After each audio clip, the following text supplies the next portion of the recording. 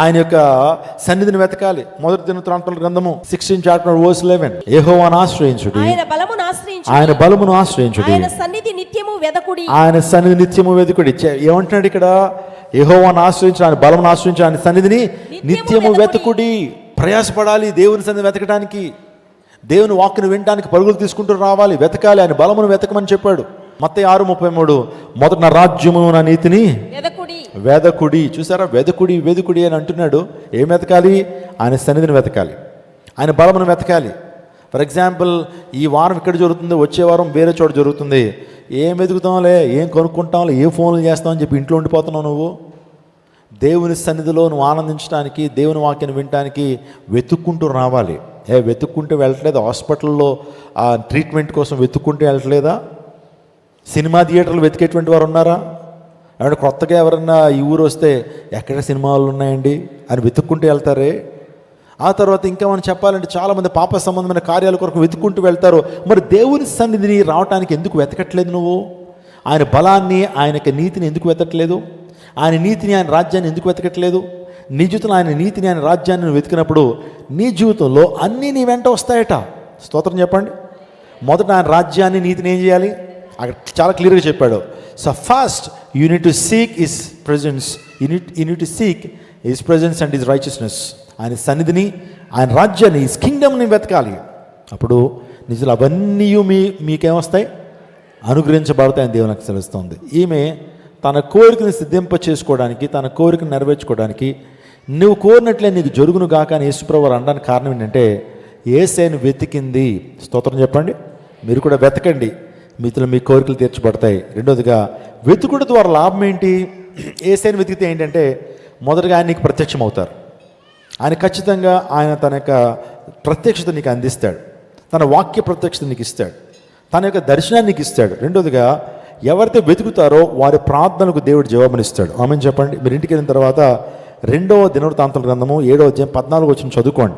నా పేరు పెట్టబడిన నా జనులు తమ్మును తాము తగ్గించుకుని ప్రార్థన చేసి నన్ను వెదికి చాలు తమ చెడు మార్గములను విడిచిన ఎడల ఆకాశము నుండి వారి ప్రార్థనను ఏం చేసి అంగీకరించి వారిని క్షమించి వారి దేశమును స్వస్థపరచుదును. అంటే వెతికినటువంటి వారి ప్రార్థనలకు జవాబు వస్తుంది. వెతుకుతుండడం ద్వారా నిత్య జీవాన్ని పొందుకుంటాం. ఫస్ట్ పాయింట్ చెప్పండి. నీ కోరిక నీ జీవితంలో సిద్ధింపబడాలి అంటే, నువ్వు కోరిందే నీ జీవితంలో జరగాలంటే యేసయ్యను వెతకాలి, ఆయన నీతిని వెతకాలి, ఆయన రాజ్యాన్ని వెతకాలి. That was the first point. Second point, so ఆమె తన జీవితంలో అడ్డంకులను అధిగమించింది. ఏం అధిగమించింది? ఆమె తన జీవితంలో అడ్డంకులను ఏం చేసింది? అధిగమించింది. తన జీవితంలో హిండ్రెన్సెస్ లేకపోతే అబ్స్టకిల్స్ ఉన్నాయి. అద్భుతం పొందుకోకుండా, దేవుని కలుసుకోకుండా చాలా అడ్డంకులు తనకు ఎదురైనవి. అయినా సరే అన్ని అడ్డంకులను ఏం చేసింది? అధిగమించుకుంటూ వచ్చింది. నీ జీవితంలో కూడా అడ్డంకులను ఏం చేయాలి? అధిగమించాలి. నువ్వు మందిరానికి బయలుదేరుతున్నప్పుడు ఎన్ని అడ్డంకులు వస్తాయో, నువ్వు మందిరానికి వస్తున్నప్పుడు ఎన్ని వైపుల నుంచి అడ్డంకులు వస్తాయో నీకే తెలియదు. కానీ వాటిని అధిగమించుకుంటూ రావాలి. నీలో ఒక కమిట్మెంట్ ఉండాలి, నీలో ఆ డెడికేషన్ ఉండాలి. ఈరోజు దేవుని మందిరానికి ఎట్టి పరిస్థితుల్లో మనం వెళ్ళాలి. నువ్వు దేవుని మందిరానికి బయలుదేరుతున్నప్పుడే చాలా అడ్డంకులు వస్తాయి. అప్పుడే ఫ్రెండ్ వస్తాడు, బయటికి వెళ్దాం అంటాడు. ఫ్రెండ్ సంతోష పెట్టాలనుకుంటావు, ఆ టైంలో నువ్వు మందిరానికి రాకుండా ఎక్కడికి వెళ్తావు? ఫ్రెండ్తో పాటు వెళ్తావు. అదే టైంలో ఏదో ఆలోచన వస్తుంది, ఆదివారం రోజునే క్రిస్మస్ పండుగ వస్తుంది, అందరు బట్టి ఇల్లంతా కూడా శుభ్రం చేసుకుంటే బాగుంటుంది, సెలవు రోజు కదా అని చెప్పి ఆ రోజే దులుపుళ్ళు, ఆ రోజే కడుగుళ్ళు ఇవన్నీ పెట్టుకుని చాలామంది ఏం మానేస్తారు? ఆరాధన మానేస్తారు. అడ్డంకులు వస్తాయి. నేను ఒక మాట చెప్పిన, నీ జీవితంలో ఒక మంచి కార్యానికి శ్రీకారం చుట్టామంటే ఖచ్చితంగా అడ్డంకులు వస్తాయి. పాపం చేస్తున్నప్పుడు అడ్డంకులు రావు, పాపానికి పూనుకుంటున్నప్పుడు అడ్డంకులు రావు. కానీ దేవుని కొరకు ఏదైనా తీర్మానం తీసుకోవాలనుకుంటే నీకు అడ్డంకులు వస్తాయి. సో ఇంట్లో చెప్పండి, బాప్తిసం తీసుకోవాలనుకుంటున్నానండి, దేవుని కోసం నా జీవితాన్ని సమర్పించాలి, సంపూర్ణంగా దేవుని యొక్క చేతిలో ఒదిగిపోవాలనుకుంటే కనుక భర్త అంటాడు అప్పుడే వద్దులే అంటాడు. లేకపోతే ఎన్నో అడ్డంకులు, మంచి కార్యం చేయడానికి ఎన్నో అడ్డంకులు వస్తాయి. చూడండి, జక్కయ్య తన జీవితంలో యేసయ్యను చూద్దామని వెళ్ళాడు. ఎరుకో పట్టణంలో ఆ వ్యక్తి ఆ గొప్ప సుంకపు గుర్తుదారుడని దేవుని లేఖనం సెలవిస్తోంది. యేసయ్యను చూడడానికి వెళ్ళినప్పుడు తనకున్న అడ్డంకి ఏంటో తెలుసా? యేసుప్రభు వారి చుట్టూరు ఎవరున్నారట? బహుజన సమూహం ఉన్నారట. అందరూ బట్టి యేసుప్రభు వారు కనిపించట్లేదు ఎవరికి? జక్కయ్య. రీసెంట్గా మన భారతదేశానికి అర్జెంటైనా నుంచి ఒక ఫేమస్ ఫుట్బాల్ ప్లేయర్ వచ్చారు. ఫుట్బాల్లో అసలు ఆయన క్రీడ చూస్తూ ఉంటే మనకు మొదలు పోతాయి. అటువంటి వ్యక్తి ఎక్కడికి వచ్చాడు? ఇండియా వచ్చాడు. హైదరాబాద్ ముఖ్యమంత్రి అయినటువంటి రేవంత్ రెడ్డి గారు, ఆయన కూడా కుర్రోడు అయిపోయి ఆయనతో కూడా చక్కగా ఆడారు. మరి ఎన్ని గోల్స్ చేశాడో నాకు తెలియదు. ఆ తర్వాత ఈయన కలకట్టా వెళ్ళాడు. ఎక్కడికి వెళ్ళాడు? కలకట్టా వెళ్తే గొప్ప సెలబ్రిటీ కదండి. ఆయనతో ఫోటో తీసుకుంటే ఎంతంట? 10 లక్షలు, 10 lakhs రూపీస్. ఇంకా మరి ఆయనతో షేక్ హ్యాండ్ తీసుకుంటే ఒక ప్రైస్, రకరకాల ప్రైస్లు, మొత్తం బిజినెస్ అనుకోండి, అది వేరే విషయం. ఎప్పుడైతే టికెట్లు చాలా ఎక్కువ పెట్టుకున్నారు ఆ స్టేడియంలో, ఆయన ఏదో క్రీడ ఆడతాడు, ఎప్పుడు కూడా టీవీల్లో చూస్తున్నాం మనం, ఆయన నేరుగా ఆడితే చూద్దామని చెప్పి తండోపతండాలుగా ప్రజలు వస్తే లోకల్ పాలిటీషియన్స్ ఏ స్పెక్టేటర్ కూడా కనపడకుండా మూసేశారంట గ్రౌండ్లో.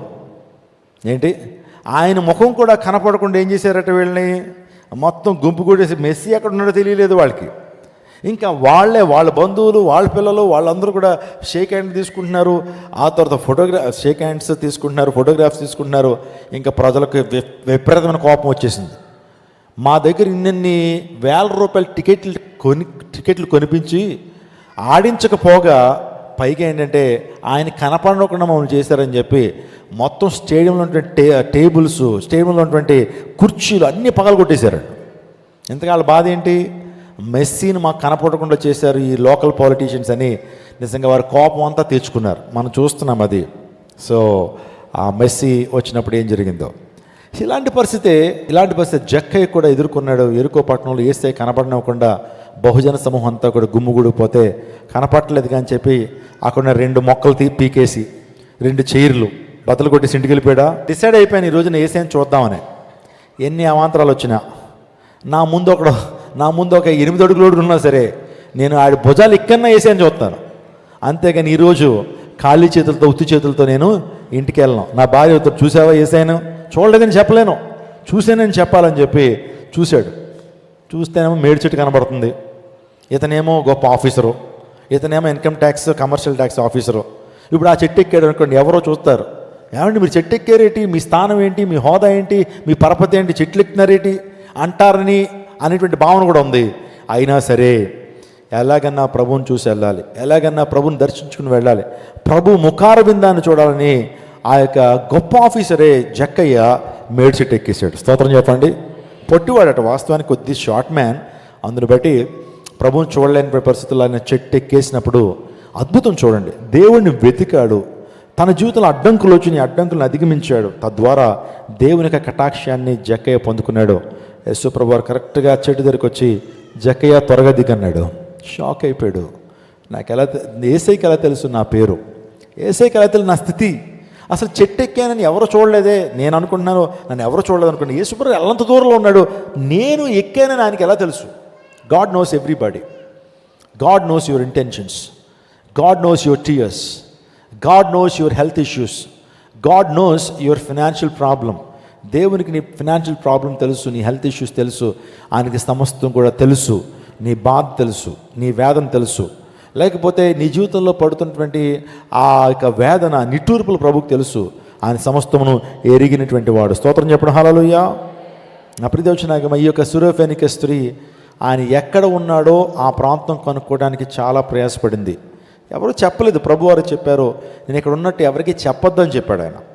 నేను తూరు సీదోలో ఉన్నట్లుగా ఎవరికి తెలియచేయవనవద్దు. Let not everybody know that where I yam.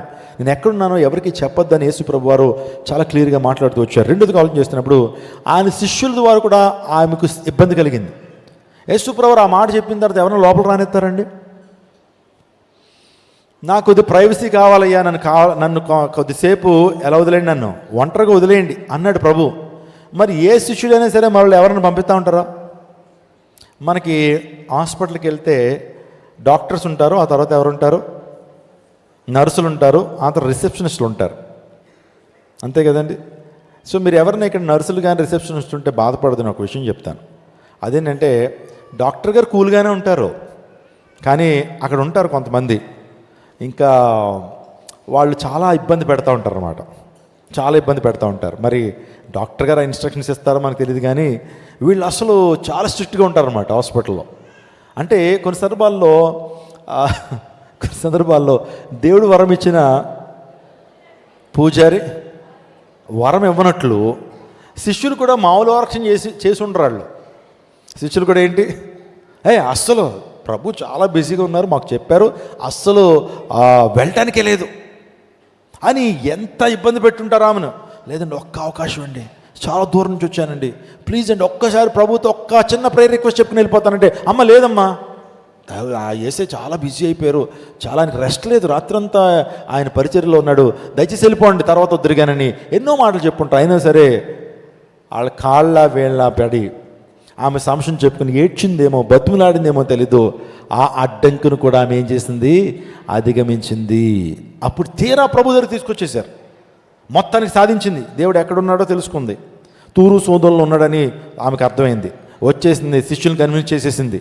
చేసిన తర్వాత ఇప్పుడు ప్రభు దగ్గరికి వేస్తే ప్రభు కూడా పరీక్షిస్తున్నాడు. ప్రభు కూడా ఏం చేస్తున్నాడు, పరీక్షిస్తున్నాడు. ఎలా అమ్మ, పిల్లలకి ఆహారం పెట్టబడుతుంది ఫస్ట్, తర్వాత కుక్క పిల్లలకి. అంతేగాని శ్రేష్టమైన ఆహారం తీసుకెళ్ళి కుక్క పిల్లలకి పెట్టాం కదా, కుక్క పిల్లలకి ఏమేస్తారు మీరు చెప్పండి, తినేసినటువంటి బొయ్కులు. దేవునికి ఎక్కడైనా సరే మీరు దేవునికి ఇచ్చేటప్పుడు హృదయపూర్వకంగా ఇవ్వాలి, కానుకనివ్వాలి. అంతేగాని ఏదో ఏదో ఏదో బ్యాగ్ ముందుకు వచ్చింది కదా అని చెప్పి మనస్ఫూర్తిగా ప్రేమపూర్వకంగా ఇవ్వకపోతే ఆపేసేయండి. మీరు ఏదైనా దేవునికి ఇచ్చేటప్పుడు హృదయపూర్వకంగా ఇవ్వండి, ప్రేమపూర్వకంగా ఇవ్వండి, కృతజ్ఞతాభావంతో ఇవ్వండి. నా దేవుడు నా జీవితంలో చాలా కార్యాలు జరిగించాడు, నన్ను రక్షించాడు, తన రక్తం చేత నన్ను కడిగాడు, కృతజ్ఞతగా ఇచ్చినప్పుడు ఆ కానుక ద్వారా ప్రతిఫలం ఉంటుంది.